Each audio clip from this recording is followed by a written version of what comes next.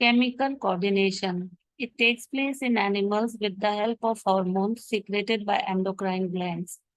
Endocrine glands are the ductless glands that pour their secretion, that is hormone, into the blood, and blood carries the hormone to the target organ. Nervous system के कुछ drawbacks हैं जिसकी वजह से chemical coordination की जरूरत पड़ती है एनिमल्स में। पहला ड्रॉबैक ये है कि जो इलेक्ट्रिकल इम्पल्सेस जनरेट हो रहे हैं वो सिर्फ उन्हीं सेल्स में जा पा रहे हैं जो कि नर्वस टिश्यू से कनेक्टेड हैं, दूसरी सेल्स में ये नहीं जा पा रहे हैं। दूसरा ड्रॉबैक ये है कि जब सेल्स रिसीव कर रही हैं इम्पल्सेस को तो उनको कुछ टाइम लगता है रीसेट होने में, जनरेट करने में और ट्रांसमिट करने में इम्पल्सेस को। इसीलिए केमिकल कोऑर्डिनेशन एनिमल्स में होता है। कुछ फीचर्स हॉर्मोन्स के हम डिस्कस करेंगे, जैसे कि सिक्रीशन। हॉर्मोन्स क्या होते हैं? हॉर्मोन्स होते हैं secretion of endocrine glands. They are directly poured into the bloodstream. They required in small quantities and they act on particular organs called the target organs. Chemically ये protein भी हो सकते हैं और स्टेरॉइड्स भी हो सकते हैं। कुछ ग्लैंड्स हमारी बॉडी में हेप्टोक्लाइन ग्लैंड्स के नाम से जानी जाती हैं या डुअल ग्लैंड्स के नाम से जानी जाती हैं, क्योंकि वो एंडोक्राइन ग्लैंड का भी काम कर रही हैं और एक्सोक्राइन ग्लैंड्स का भी काम कर रही हैं। जैसे कि पेनक्रियास। एंडोक्राइन ग्लैंड्स वो ग्लैंड्स होती हैं जिसमें उनका केमिकल तो कहीं और सिंथेसाइज हो रहा है और उसका जो टारगेट साइट है वो कोई और है और ब्लड के थ्रू वो टारगेट ऑर्गन तक जाता है सिक्रीशन एंडोक्राइन का। एक्सोक्राइन ग्लैंड ये है कि जहाँ पे वो हार्मोन बन रहे हैं, जहाँ पे वो केमिकल बन रहे हैं, वही उनका टारगेट साइट भी है।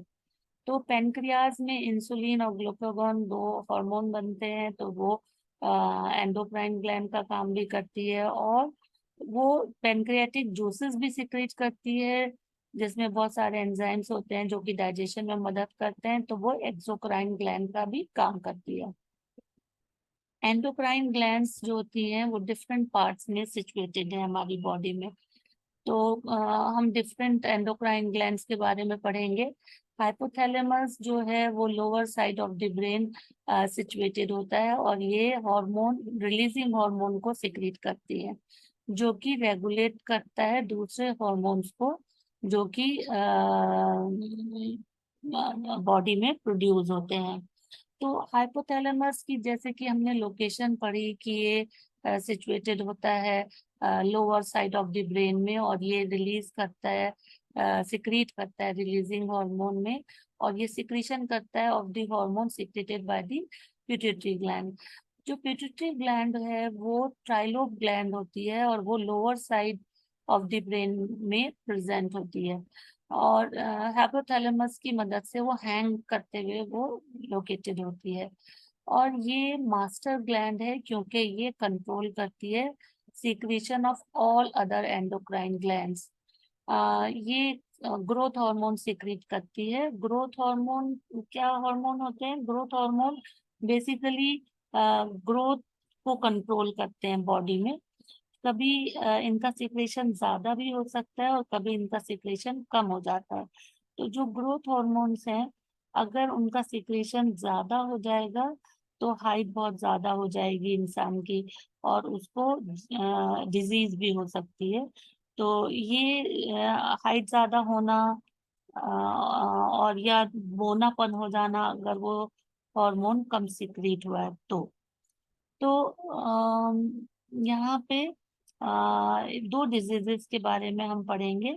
एक है जो डिजीज ज्यादा सिक्रीट होने से होती है, जेंटिटिज्म। ये जेंटिज्म जो है ये जब ज्यादा सिक्रेशन हो जाता है ग्रोथ हार्मोन तब हो जाती है और कम सिक्रेशन में डॉर्फिज्म हो जाता है। थायराइड ग्लैंड जैसा कि आपको पता है कि ये थ्रॉट में रहता है और इसका भी सिक्रेशन बहुत इम्पोर्टेंट है क्योंकि ये जो सिक्रीट कर रहा है ये थायरॉक्सिन हार्मोन सिक्रीट कर रहा है और इसको बनाने के लिए आयोडीन की जरूरत होती है। तो इसीलिए कहा जाता है कि आयोडीन आयोडाइज सॉल्ट खाओ क्योंकि थायरॉक्सिन की कमी से एक बीमारी होती है गोइटर। ये डेफिशिएंसी ऑफ आयोडीन कॉज करता है गोइटर। तो यहाँ पर आयोडाइज सॉल्ट खाना रिकमेंडेड होता है, क्योंकि आयोडीन हमारी बहुत सारे उसमें मदद करता है, जिसमें थायरॉक्सिन बनाने में भी मदद करता है। तो पैराथायरॉयड ग्लैंड जो है 4 छोटी ग्लैंड्स हैं जो कि एम्बेडेड होती हैं थायराइड ग्लैंड में, और वो सिक्रीट कर रही हैं कैल्सिटोनिन, जो रेगुलेट कर रहा है कैल्शियम और फॉस्फेट का ब्लड में। थाइमस ग्लैंड ट्रैकिया के पास प्रेजेंट होता है, और ये हार्मोन सिक्रीट करता है थाइमोसिन, जो एक्टिवेट करता है इम्यून सिस्टम को। एड्रिनल ग्लैंड पेयर्स में प्रेजेंट होती हैं above each kidney. Adrenaline hormone ये सिक्रीट करती हैं, जो कि ब्लड प्रेशर इंक्रीज करता है, हार्ट बीट इंक्रीज करता है, ब्लड शुगर लेवल को कंट्रोल करता है इन इमरजेंसी सिचुएशन। पेनक्रियाज, जैसा कि हमने भी पढ़ा था कि ये ड्यूअल फंक्शन करता है, ये प्रेजेंट होता है below the stomach in the abdomen. ये 2 हार्मोन सिक्रेट करता है, insulin and glucagon. Deficiency of insulin जो है वो ब्लड में शुगर के लेवल को बढ़ा देता है और डायबिटीज डिजीज कॉज कर सकता है। दूसरी ग्लैंड्स है टेस्टिस। ये प्रेजेंट होती हैं मेल्स में outside the abdomen in the scrotum, और ये मेल हार्मोन सिक्रीट करती है जिसका नाम है टेस्टोस्टेरोन, जो रेगुलेट करता है मेल सेक्स ऑर्गन को एंड सेकेंडरी सेक्सुअल कैरेक्टर्स को, जिसमें जो बॉयज में सेकेंडरी सेक्सुअल कैरेक्टर्स डेवलप होते हैं, जैसे मुस्टैचेस का आना, बियर्ड का आना, या उनकी वॉइस डीप हो जाना, ये सिर्फ इसी ग्रोथ हार्मोन, इसी सेक्स हार्मोन की वजह से होते हैं। ओवरीज वो ग्लैंड्स हैं जो कि फीमेल्स में मिलती हैं लोअर एब्डोमेन में। ये एक हार्मोन सिक्रीट कर रही है एस्ट्रोजन, जो रेगुलेट करता है सेक्स ऑर्गन्स का डेवलपमेंट और सेकेंडरी सेक्सुअल कैरेक्टर्स जो फीमेल्स में आते हैं, जैसे growth of mammary glands, widening of हिप्स etcetera. So progesterone भी ये सिक्रीट करती हैं, जो कि कंट्रोल करता है changes in the body during pregnancy. तो ये 1 मिनट आ जाए। तो ये जो है मेंस्ट्रुअल साइकिल को भी कंट्रोल करता है और प्रेगनेंसी को सपोर्ट करता है। अब एक फीडबैक मैकेनिज्म होता है। फीडबैक मैकेनिज्म क्या होता है कि जो हार्मोन सिक्रीट हो रहे हैं स्मॉल क्वांटिटी को, they are transported to the target organ from the glands where they are secreted, and the timing and the amount of the hormone release जो हो रहा है वो फीडबैक मैकेनिज्म के जरिए हो रहा है।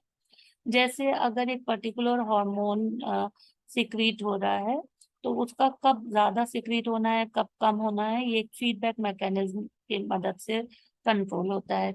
तो जैसे कि अगर हम देखें कि शुगर का लेवल जब ब्लड में बढ़ जाता है तो इंसुलिन प्रोड्यूस होने लगता है बॉडी में, और जब शुगर का लेवल घट जाता है तो फिर ऑटोमेटिकली ग्लाइकोगॉन प्रोड्यूस होने लगता है। तो as soon as the desire level जब रीच हो जाता है तो वो इंसुलिन का बनना बंद हो जाता है, और जब शुगर लेवल कम होता है तो फिर ग्लाइकोगॉन प्रोड्यूस होता है, जो कि ऑटोमेटिकली लेवल को बढ़ा देता है। तो कोऑर्डिनेशन इन प्लांट्स में हम क्या पढ़ेंगे, हमें पता है कि प्लांट्स में नर्वस सिस्टम तो होता नहीं, मसल्स नहीं होती हैं, तो वो भी स्टिमुलाई के लिए रिस्पॉन्ड करती हैं, जैसे टच, लाइट, वाटर, केमिकल। तो रिस्पॉन्सेस 2 तरह की हो सकती हैं, एक ग्रोथ डिपेंडेंट, एक ग्रोथ इंडिपेंडेंट। तो ग्रोथ इंडिपेंडेंट रिस्पॉन्सेस जो होती हैं उनको हम बोलते हैं नास्टिक मूवमेंट। ये मूवमेंट वो होते हैं जो कि ग्रोथ रिलेटेड नहीं होते। These movements occur in response to environmental stimuli, but the direction of the response is not dependent on the direction of the stimulus. मतलब जो मूवमेंट प्लांट दिखा रहे हैं वो जरूरी नहीं है कि जिस डायरेक्शन में स्टिमुलस हो उसी डायरेक्शन में वो मूवमेंट दिखे। जैसे टच मी नॉट प्लांट है जिसका नेम है मिमोसा प्यूडिका। जब हम उसको छूते हैं तो उसकी पत्तियां मुरझा जाती हैं, तो ऐसा इसलिए होता है कि जो सेल्स हैं वो वाटर को, इंटरसेलुलर स्पेसिस की जो सेल्स हैं वो गेन कर लेती हैं वाटर को, और वो हमें मुरझाया हुआ लगता है। और जैसे ही हम हाथ हटा लेते हैं तो दोबारा से लीव्स, वो सेल्स गेन कर लेती हैं वाटर, और वो स्वेल अप हो जाती हैं, वो ओरिजिनल पोजीशन में आ जाती है लीफलेट्स। जो ग्रोथ डिपेंडेंट रिस्पॉन्सेस हैं उनको हम ट्रॉपिक मूवमेंट कहते हैं। और प्लांट्स जैसे कि रूट्स, प्लांट्स के जो पार्ट्स हैं जैसे कि रूट्स, शूट्स, वो स्टिमुलाई की तरफ अपना दिखाते हैं ग्रोथ। जैसे कि लाइट की तरफ शूट ग्रो करता है, और फोर्स ऑफ ग्रेविटी की वजह से रूट उसकी तरफ ग्रो करती हैं, या वाटर की तरफ रूट्स ग्रो करती हैं, या केमिकल सब्सटेंस की तरफ कोई प्लांट का पार्ट ग्रो करता है। तो जो मूवमेंट ऑफ प्लांट पार्ट्स हैं toward external stimuli by growing towards them are called tropic movements. ये अलग अलग तरह का हो सकता है, ग्रेविटी की तरफ हो सकता है जैसे geotropism, movement of plant parts in response to Earth's gravity, or shoot towards actually shoot grows upwards। तो हम इसको बोल सकते हैं नेगेटिव, ये गलत लिखा है, it is negative geotropism. Okay, it is not positive, it is negative geotropism. और जो ग्रेविटी की तरफ जा रहा है उसको हम बोलेंगे positive geotropism. Okay, so negative and positive, then roots.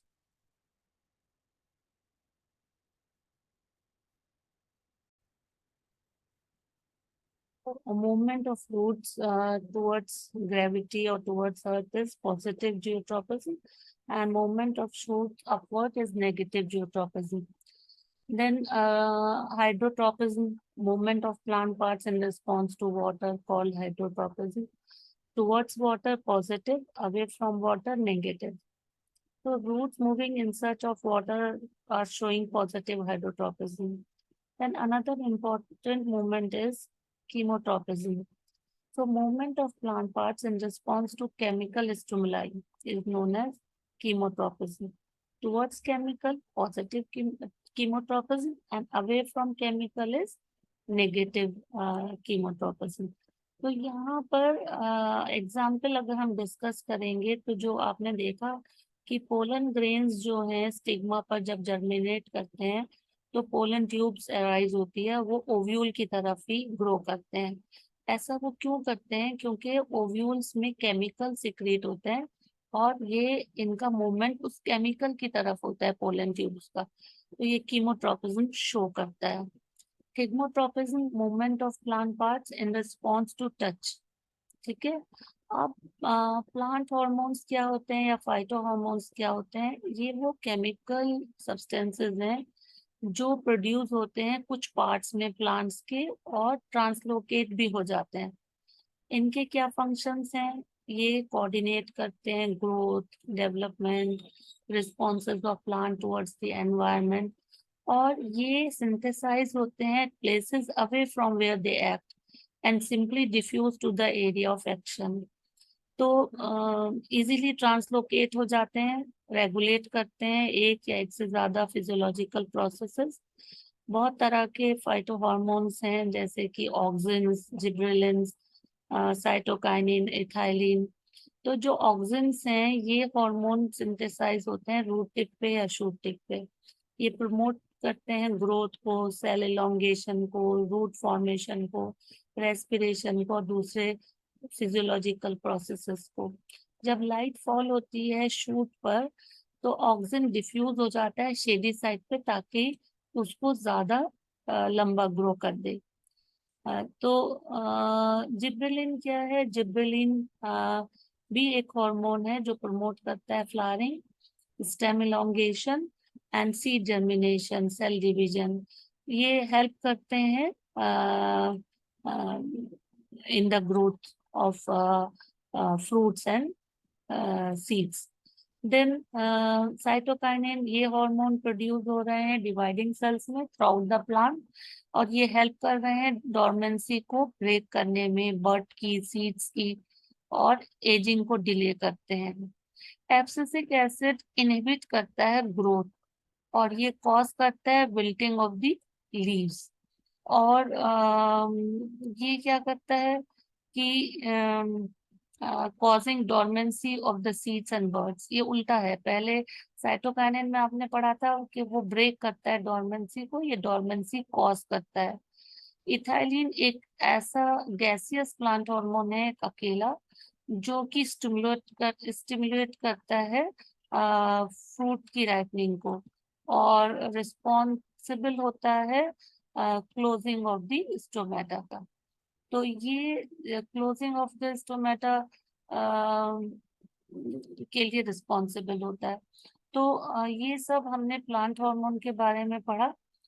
तो प्लांट हार्मोन बोर्ड में बहुत आते हैं, तो इसलिए आपको इनके बारे में और डिटेल में पढ़ के जाना पड़ेगा।